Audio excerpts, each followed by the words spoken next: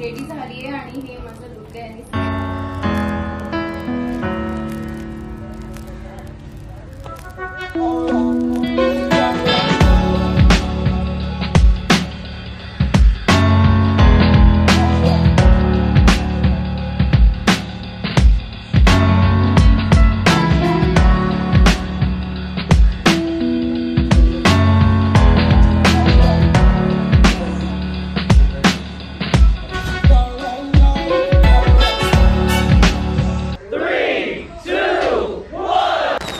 ही माझी लेक आहे. छानपैकी मेहंदी काढायची हातावर. मेहंदी सोहळा विशेष. मला सुद्धा माझ्या हातावर नाव काढायचंय. नवऱ्या मुलाचं नाव काय लिहायचं?